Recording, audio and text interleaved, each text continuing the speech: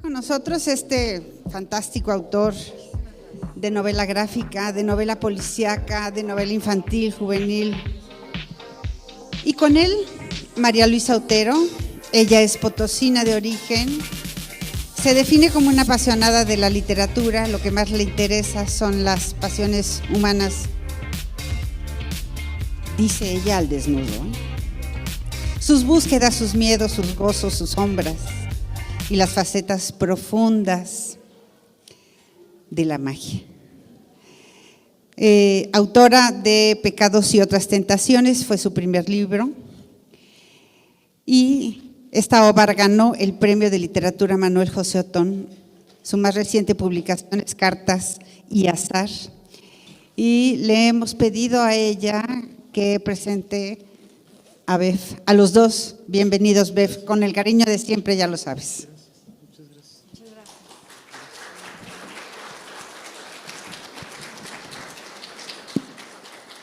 Pues muy buenas tardes. Me siento muy honrada y muy contenta por haber recibido esta invitación de parte de la Universidad Patiflores, sobre todo el maestro Bev, al cual admiro, y para mí una demostración de mi admiración justamente ha sido volver a leer, más bien una confirmación es leer este libro, que me llenó de una ternura, me hizo vibrar mucho con el padre, con el hombre que está inmerso en esta historia, en su propia historia, y me identifiqué mucho. Creo que una de las finalidades de la literatura es que el lector se identifique con el drama o con la anécdota que está sucediendo.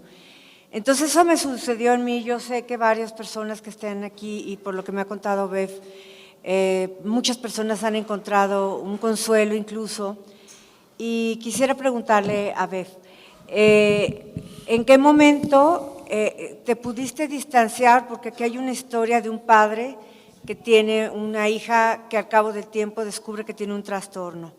¿En qué momento el padre se confronta con el autor? ¿En qué momento todo esto se puede convertir en literatura? Bueno, muchas gracias, María Luisa, muchísimas gracias. Me siento extremadamente honrado que me acompañes hoy aquí. Y muchas gracias a ustedes por estar aquí a pesar del cambio de horario y la hora, es casi la hora de la comida. Les agradezco enormemente que me acompañe, además encontrarme con las caras de varios amigos queridos. Pues efectivamente, o sea, yo lo primero que siempre digo es que la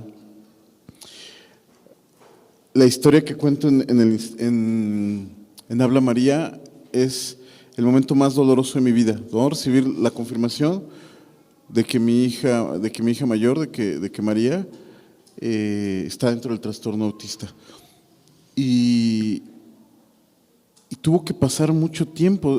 Cuando María hoy acaba de cumplir 10 años en diciembre, entonces nosotros recibimos el diagnóstico cuando ya tenía 2, de manera que pasaron 7 años para que pudiera, como por un lado, tomar distancia y poder escribir de ello es que no creo que los términos sean ni objetividad ni frialdad, porque no estoy haciendo periodismo, pero para poder tener la posibilidad de dar un testimonio como fiel del momento. No me acuerdo si es la Cábala o el Talmud, uno de estos dos libros dice que no recordamos las cosas como fueron, sino como somos. Entonces, bueno, yo necesité, en mi caso, tuvieron que pasar 7 años. Hay gente que puede contar o dar sus testimonios prácticamente de inmediato, ¿no? Ayer era noticia que Tatiana Cloutier hablaba de un libro que hizo sobre su paso por la campaña presidencial. Pues han pasado algunos meses apenas, y hay gente que tiene que esperar 20, 30 años para poder hacer un recuento de hechos. Entonces, en mi caso fueron 7 años. Yo no estaba muy seguro si era algo que de lo que yo hubiera querido hablar. Pero me acuerdo, un día antes de hacer este libro, me tocó en un festival de estos literarios, no era una feria, era un festival parecido a este, y es la única vez que yo he coincidido con Ángeles Mastretta.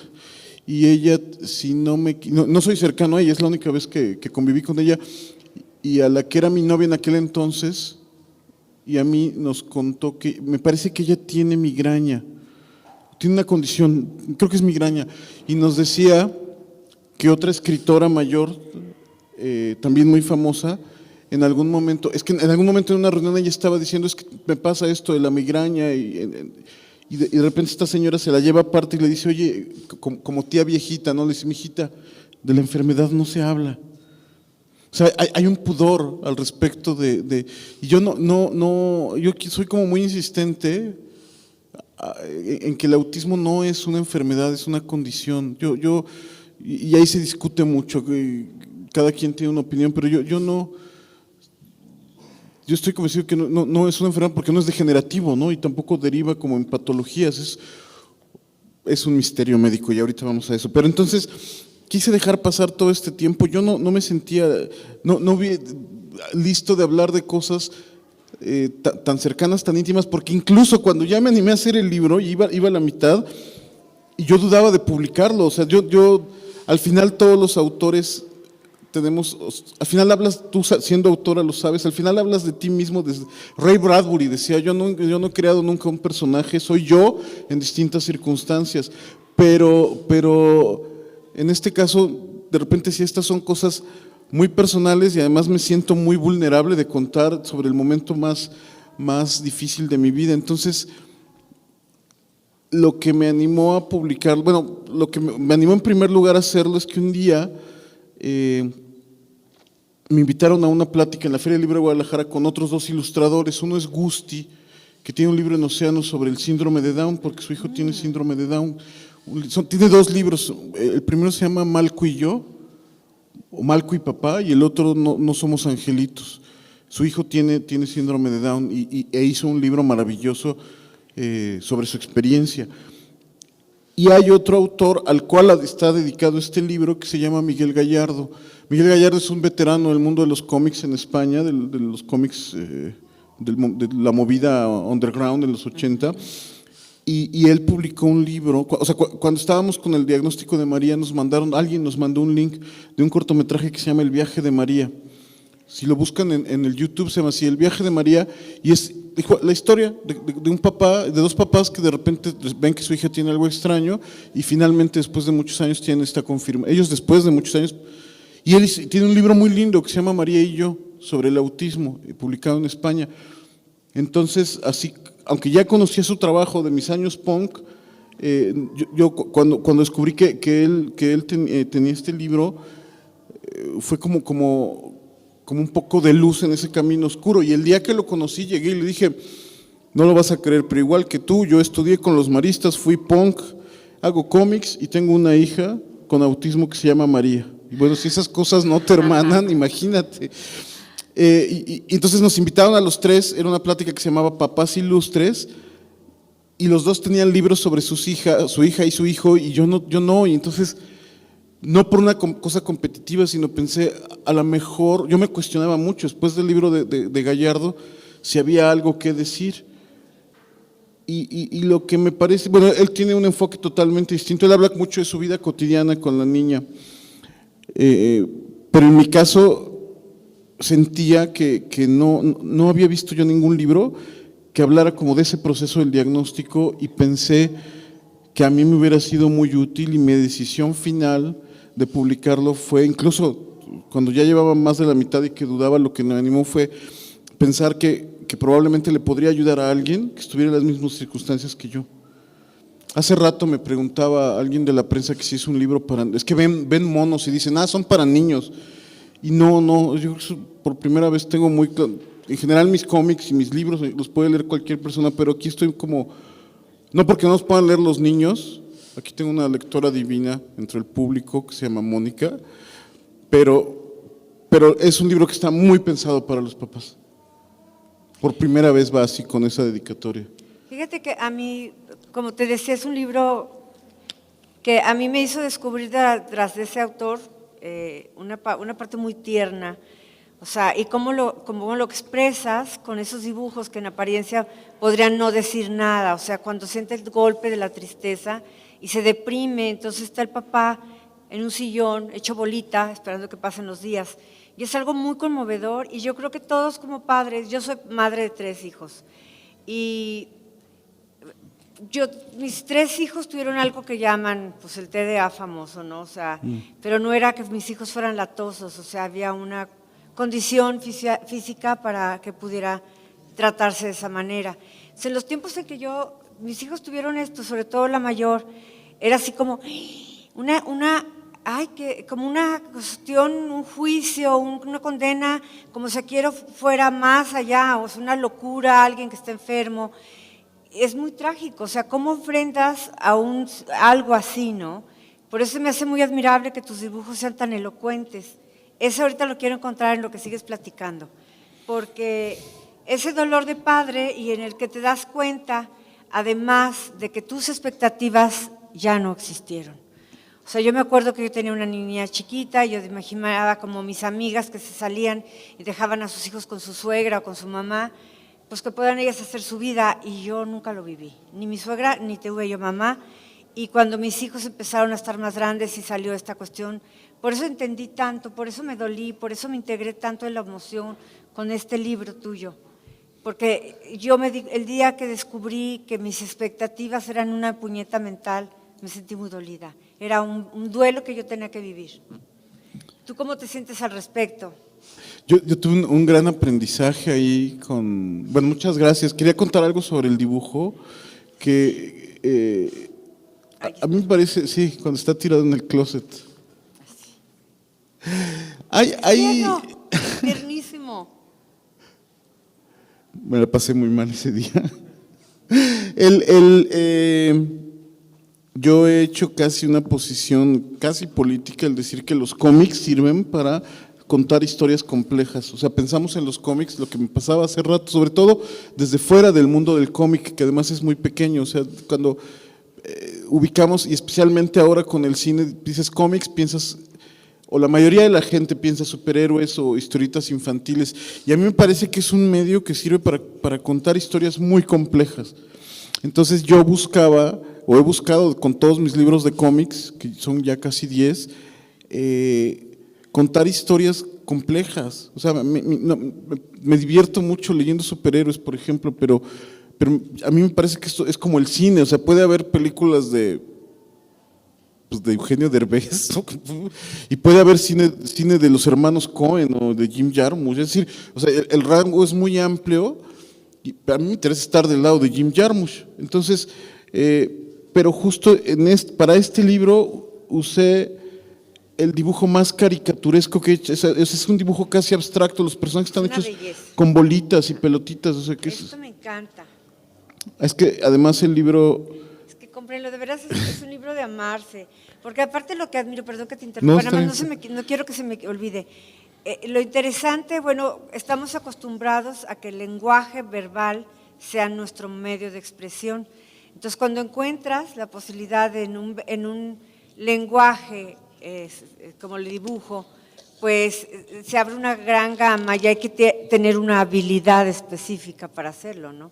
Porque si batallamos a veces para hablarlo, para dibujarlo más, cuéntanos. Bueno, pues llevo 30 años dibujando profesionalmente, lo cual…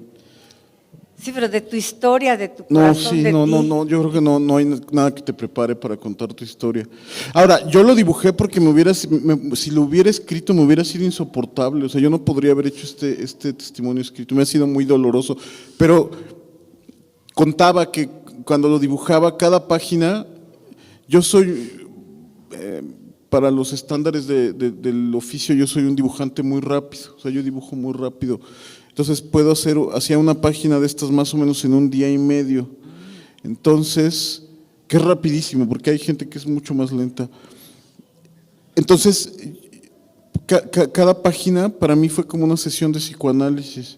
O sea, llegaba, me sentaba, revisaba aquella historia por la que había pasado, y al dibujarla era eso, como platicarle en el diván, y eso Para mí fue un proceso de sanación y además muy luminoso. Es un libro que yo creo que lo empiezas llorando y acabas riéndote de alegría, porque empieza con esta parte terrible del que sí, para mí aparentemente era una tragedia recibir este testimonio, y de repente hay un quiebre justo a través de la palabra, cuando el psicólogo que la diagnosticó, Diego Reza del Instituto Domus, me da la confirmación, nos da la confirmación del diagnóstico. Yo le pregunté, bueno, ¿ya hay algo por hacer? Y él me contestó, hay todo por hacer. Y ese es un cambio, y justo cuando él dice esas palabras en el libro, que está dibujado todo en monocromías de azul, o sea, en azul y blanco, en ese momento entra el color de nuevo, porque para mí fue la recuperación de la esperanza, pero esos recursos gráficos solo los encuentro en los cómics. Yo no podría hacer eso. O sea, si pongo en una novela la frase, y entonces volvió el color a su vida, pues es súper cursi, pero en los cómics tienes como esas herramientas ampliadas que me parecen muy poderosas. Ay, no, es que es una ternura todos estos dibujos. Yo no sé, ¿por qué no nos cuentas tu experiencia con la familia que se hicieron Todos opinan. Platica.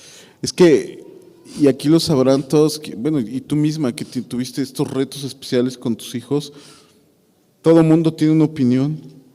Y entonces todo mundo te dice, no, a ver, déjame, les voy a leer algunos, es una página donde estamos. Hay otra cosa que además, como yo ya estoy separado de la mamá de María, divorciado, cada página que escribía se la mandaba para que me la aprobara, ¿no? Porque yo no quería decir algo que a ella le resultara molesto. De todos modos nos peleamos, ¿no? Entonces, es esta página que, bueno, ahí se va a ver que estamos, todas las opiniones que te da la familia, ¿no? Es que no juegas con ella. Rebeca es muy absorbente con la niña. No le diste pecho lo suficiente. Eres un papá muy ausente. Es hereditario. ¿Es hereditario? Es que en tu familia son muy raros. Es que en su familia son muy raros. ¿Te drogaste mucho de joven? Es por la vacuna que te pusiste de embarazada. O sea, es horrible. Todo mundo opina. Yo sospecho que suele ser como bien intencionado, pero es bastante desatinado las opiniones que hace alguien cuando una persona está en una situación. En este caso es autismo, pues, pienso en cualquiera, o sea, cualquier reto diferente, y ahí es motriz o intelectual. Hay que ser muy cuidadosos cuando uno quiere ayudar o cooperar. Sí, porque empiezan a cargarte culpas, ¿no? Totalmente. Culpas que son inexistentes. Cuando te investigas bien, sabes que no tiene nada que ver. Pero compártenos la historia de la familia que te buscó y que se tatuaron. Es que Esa está bien bonita. Bueno, sale el libro y le ha ido bastante bien, sobre todo porque yo siempre digo que hago cómics para los que no leen cómics. O sea, me preguntaban hace poco, ahora viene una convención de cómics grande en Querétaro y me dicen, ¿y vas a ir a la con? ¿Qué vas a ir? Y no voy porque mi público no está ahí. O sea, yo me parece más importante hablar para el gran público lector. O sea, ese es como mi interés. Entonces, ¿qué me has preguntado? Lo de la familia que te abordó.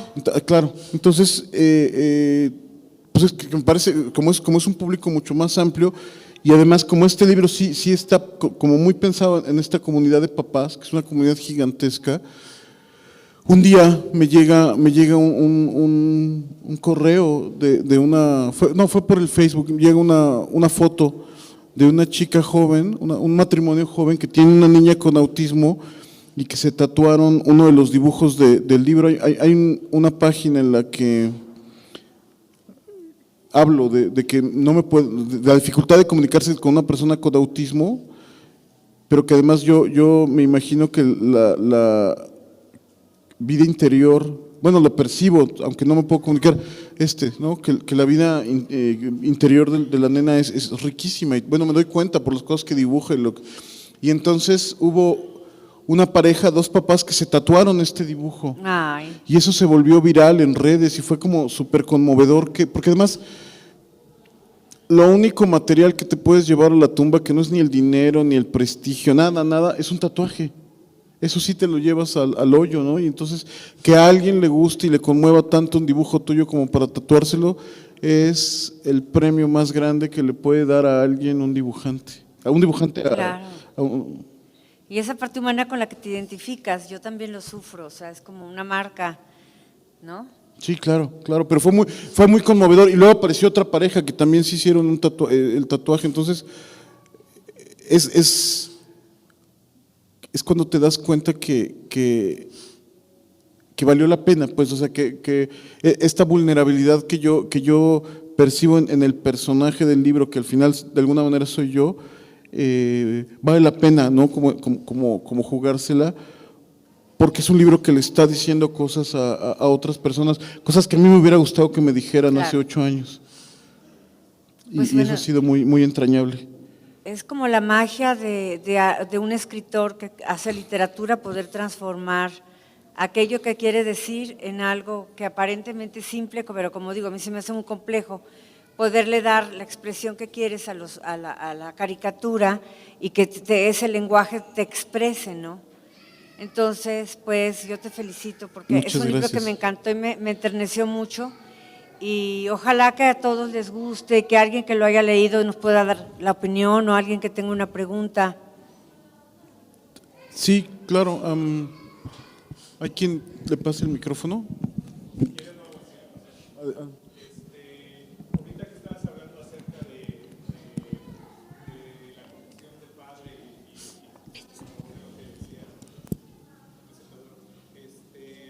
Llega ese punto en el libro donde hablas de esa frustración y esa envidia que te da tu sobrina. La sobrina. Perdón, donde quisieras comunicarte de la misma manera con tu hija. Y me transportó mucho al final del libro, donde hablas de que tiene una capacidad María de crear, pero a la vez su arte es muy efímero. Me imagino que sí, ¿qué has pensado cuando María llegue el momento en el que a lo mejor pueda hacer una obra gráfica, o crees que ese no es el camino y es otra de esas expectativas que se acabará rompiendo? No, o sea, cada día dibuja mejor. Una vez el Remy Bastien, que fue el primer editor de Marvel en México, el que trajo a Marvel a México, dijo una cosa preciosa. Dijo: si usted tiene un hijo que dibuja, tenga el valor civil de darle toneladas de lápiz y papel, de lápices y papel. Entonces, es lo que yo he hecho con María. Entonces, se acaba los cuadernos de dibujo, veo que está dibujando muy bien. Es decir, ya aprendí y eso se lo aprendí a Gallardo, a Miguel Gallardo, que la noción de futuro no tiene que ser o sea, tiene que haber una noción, pero no una obsesión por el futuro cuando tienes a un hijo con cualquier condición especial. Entonces, yo simplemente le doy como las condiciones para que dibuje, para modele. Me haría muy feliz que en algún momento se pudiera dedicar a algo así, pero simplemente la dejo que vaya a su propio ritmo. Con las personas con autismo creo que esa es una de las cosas. Hay dos cosas como muy importantes. Uno es, y siempre que tengo foro lo digo, hay que tratarlas con la normalidad que a ti te gustaría que te trataran. Esa es la primera, lo mejor que puede ser para una persona con autismo es eso. Y la segunda, dejarlos que vayan a su ritmo. A veces son muy lentos y a veces son muy rápidos. Casi siempre son muy lentos para como somos nosotros, pero lo mejor que puede ser es eso, ¿no? Entonces la estoy dejando ir a su ritmo, veo cómo va progresando. Cada vez le voy dando como materiales más. Le quise enseñar a dibujar acuarela, por ejemplo, y no le interesó. Entonces supongo que hay que esperar un poco, ¿no? Pero entonces dejo que vaya a su ritmo. Me emociona mucho. No tengo la expectativa de que sea una grafista profesional como yo, pero me emociona mucho que dibuje el resto de su vida. Y le encanta además. Sí, Mónica. Hiciste una explicación muy hermosa del autismo, al final como entrevista. ¿Y qué hiciste cuando le jalaron el pelo a María? Cuando en una parte… El primer día que llegamos a que la evaluaran en el Instituto de Autismo, donde nos dieron el diagnóstico, venían caminando un grupito de niños O sea, el autismo tiene como muchos grados, casi hay un autismo por cada persona que tiene autismo. Entonces, María es un caso medianamente moderado, o sea, en el sentido puede ir a una escuela normal, por ejemplo, pero en este instituto estaban chamaquitos que no pueden ir a una escuela normal.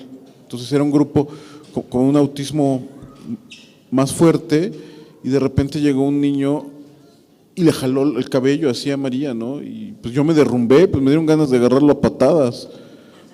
Pero también, o sea, yo te vuelves extremadamente solidario con el otro papá. O sea, digo, ahí no estaba el papá de este niño, pero si hubiera estado, sé que se hubiera muerto de la vergüenza. Si a veces que de repente María empieza a manotear o a gritar, yo me muero de la vergüenza. Mal hecho, pues, ¿no? O sea, pues es mi hija y tiene el mismo derecho a manotear que el que pasa al lado, que va oyendo reggaetón a todo volumen, ¿no? Y nadie le dice nada.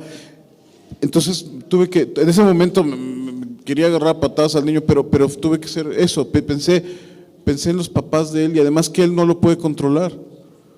Entonces, pero fue muy difícil ese momento de que le jalaran el pelo a María. Yo creo que si no hubiera tenido autismo sí le hubiera dicho algo. ¿Hay alguien más?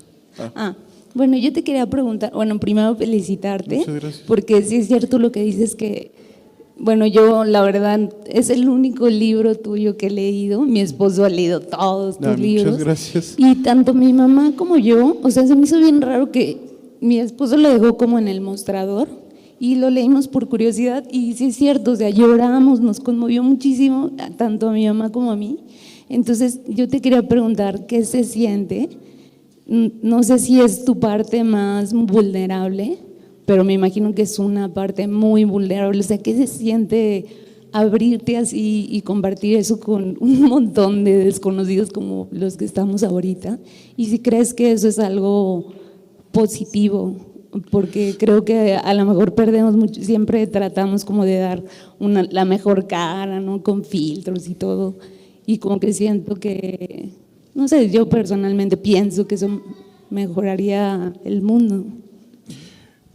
Pues es que yo soy muy pudoroso, entonces como mostrar esto tan íntimo para mí era muy difícil, pero pensé que la ganancia, o sea, que lo que iba a compartir podría tener como un impacto importante en la vida de la gente que lo leyera, sobre todo en la que estaba pensando, ¿no? En la que ha pasado por situaciones similares, pero he recibido esto, ¿no? Lectura como retroalimentación de gente que no es cercana a ni siquiera al autismo, sino a ninguna forma de reto especial y que por lo menos crea como esta conciencia de que yo tenía dos objetivos. Uno, concientizar sobre o hablar sobre los retos que vive cotidianamente cualquier persona con una capacidad diferente que las demás personas no tenemos. Un día llegó una mamá de un niño que tenía dislexia y me dijo: tu libro me fue muy conmovedor, me sirvió mucho. Yo nunca hubiera pensado que la dislexia hubiera sido un reto tan complejo. Entonces ese era uno, y por el otro, pues escribí una carta de amor y de esperanza a otros papás. Al final es un libro sobre la paternidad. Entonces, siento que era una ganancia muy grande contra la pérdida esta de cierta intimidad, ¿no? O sea, contar. También creo que no, ahora que está muy en discusión lo de la masculinidad tóxica, pues también me parece que es importante visibilizar que somos igual de vulnerables, a pesar de mi imagen de tipo duro y de asesino despiadado, ¿no? Pero sí, creo que había una ganancia más grande ahí, y por eso decidí hacerlo. Acá hay otras dos, sí. Buenas tardes, yo Hola. la verdad no lo he leído. Ahorita que lo compré solo he visto 2 imágenes, ya no lo quise abrir porque soy muy llorona. Y con solo esas 2 imágenes es un gran impacto. Muchas gracias. Mi niño tiene autismo Y créeme que cuando recibí el diagnóstico me sentí igualitito que en tu imagen. Entonces te agradezco mucho tus palabras, te agradezco mucho el libro. Sé que me va a servir, no lo he leído, pero te digo, no lo quiero leer ahorita hasta que llegue a mi casa. Para llorar a gusto. Sí, necesito mi momento también. Entonces, te agradezco mucho por lo que acabas de mencionar. Decías que, hace un momento decías que te tomó 7 años para procesar. Yo no sé, mi hijo tiene 9 años, yo no sé si ya lo procesé o lo sigo procesando. Yo vivo el hoy porque cuando me dijeron, me sumergí en ese pozo y comencé a preocuparme también por lo que iba a pasar, cómo le iba a hacer la escuela, 1000 cosas.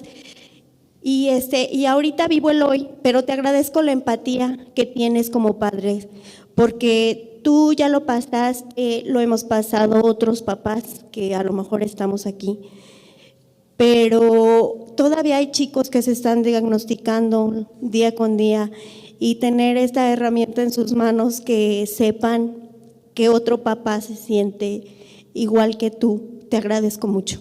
No, al contrario, gracias a ti, siempre que me encuentro con otros papás de niños, ya sean niños o adultos, ¿no? Siempre les digo, este libro lo hice para ti. Este libro lo hice para ti. Muchas gracias. Había otra pregunta para… Gracias, Lili. Gracias. Mi hermano te admira mucho, es diseñador gráfico. Muchas gracias. Es mi sobrino. Entonces, cuando te dan el diagnóstico, cuando no sabes cómo ayudar, qué va a ser de él, y te enfrentas con eso, no solo como papá, también como familiar cercano. Él es mi niño, no nada más de mi hermana, es parte de mí. El hacer visible esta situación es muy importante. Venimos ahorita terminamos la caminata para visibilizar el autismo en Carranza hace ratito a las 9 de la mañana. Ah, ¿fue hoy? Hoy. De haber sabido hubiera ido. Sí, acabamos. Me fui a Caltangamanga a correr. No, te la perdiste. Ay, sí, ahí estaban muchos papás con esta situación. Yo creo que no se enteraron tampoco de la presentación de este libro. Mi hermana lo sabía, yo se la compartí y le dije, te va a gustar, tienes que verlo y tienes que leerlo. Y se tiene que hacer más visible porque la gente tiene que ser más consciente de que los niños autistas, o sea, como dijiste, cada niño autista tiene un tipo de autismo y muchas veces la gente es muy inconsciente, los ve raro, los ve diferente, hacen demasiado ruido y hay niños demasiado sensibles a eso. Entonces, se tiene que ver, se tiene que visibilizar. En ese sentido, muchas gracias por este libro, porque es una parte de hacerlo visible. Muchas gracias. ¿Hay acá otra pregunta? Gracias. Yo tengo un tío que tiene síndrome de Down y lo adoro. Es mi hermano, vive conmigo y siempre lo miran raro, como si tuviera algo que no pudiera hacer y no, es muy especial y lo quiero. Y todos piensan que es diferente de mala forma y no, es muy hermoso. Tiene una nariz perfecta y lo adoro. Pero no entiendo por qué los niños a veces lo miran de forma como rara. Lo miran como si fuera un monstruo, pero no. Estás increíble.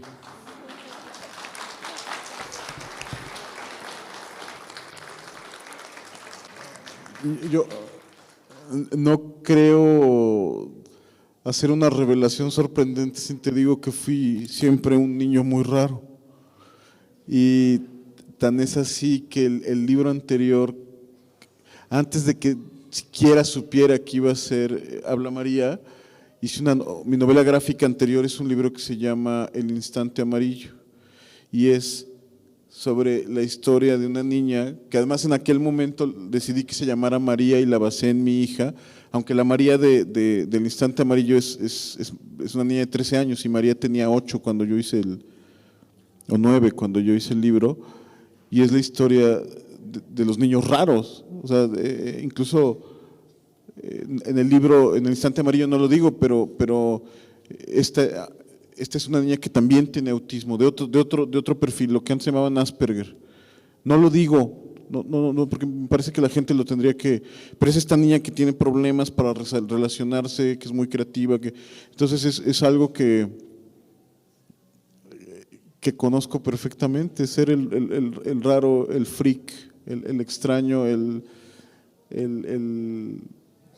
Además, mi hermano tenía una banda de rock, ¿no? Entonces era Mr. Popular, ¿no? y el hermano nerd que lee cómics, no me es ajena, pues. Entonces, esa mirada a tu tío, a mi hija, a los chicos con autismo, es producto de que nos dé tanto miedo la diversidad. Entonces, tanto en El Instante Amarillo como en Habla María, lo que… O sea, me parece, o lo que hay para mí, un mensaje explícito de apertura a la diversidad.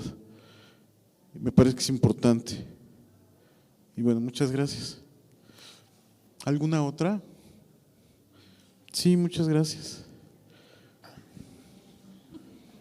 Hola, Bev, hola a todos. Si algo me ha conmovido, no solamente de este libro, sino de las veces que he tenido la oportunidad de escucharte, es esta reflexión de todos los niños dibujan, solamente que hay algunos que continúan haciéndolo a lo largo del tiempo. Bueno, a fin de cuentas, como diseñador gráfico, como artista frustrado, como alguien que lamentablemente no tuvo como acceso a esas oportunidades de, híjole, al niño le gusta dibujar, denle colores, denle papel. Creo que es algo que me ha hecho reflexionar, me ha hecho entender. Como nuevo papá, creo que es algo que me has enseñado. Muchas gracias. En un aspecto de desarrollo personal y en esta búsqueda incansable de la felicidad. En el mismo sentido, no como un aspecto personal, sino como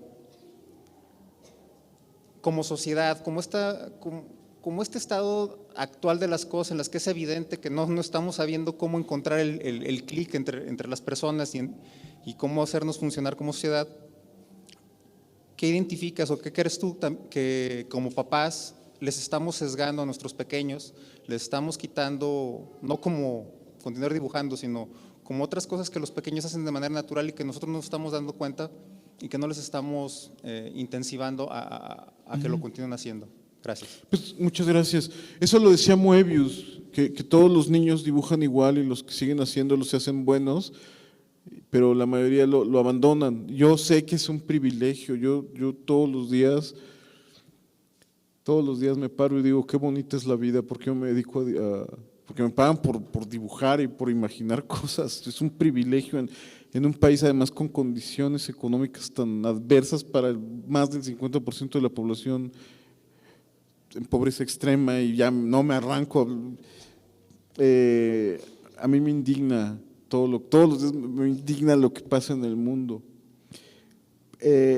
Yo, en todo caso, a eso que preguntas, que más es una gran responsabilidad de pregunta, yo lo que creo es que tendríamos que permitirles que conserven la mirada de asombro. O sea, los hacemos, ahora hay una que hasta me parece perverso de hacerlos adolescentes a los 6 años.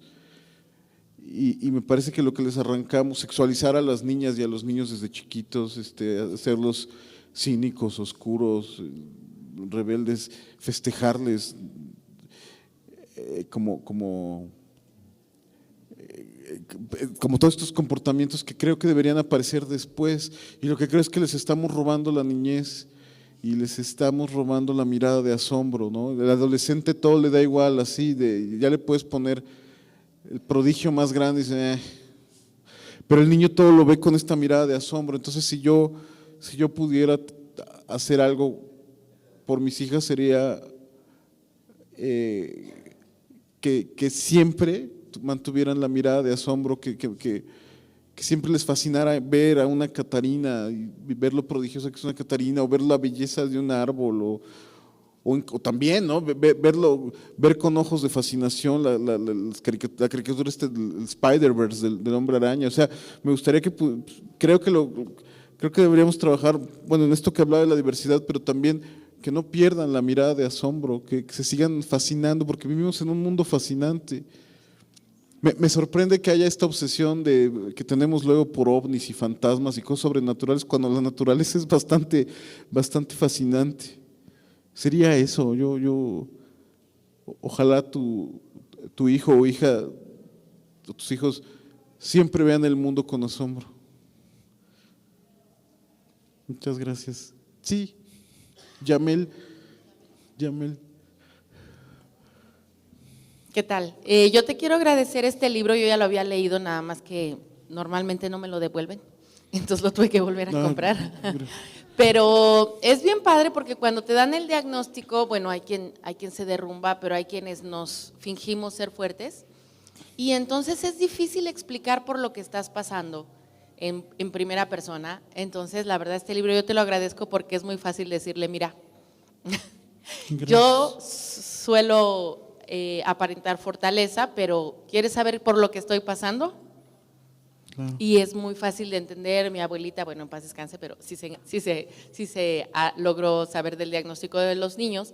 Entonces yo te lo quiero agradecer porque la verdad uno cuando toca el tema se quiebra, y en cambio si le das el libro, el que se quiebra es el que lo lee. Sí. Entonces muchísimas gracias. No, al contrario, gracias. Muchísimas gracias. ¿Tenemos alguna otra? Ale. Yo lo que te quiero preguntar, cambiando un poco el tema, es ¿qué trabajo estás haciendo ahorita? ¿Qué viene después?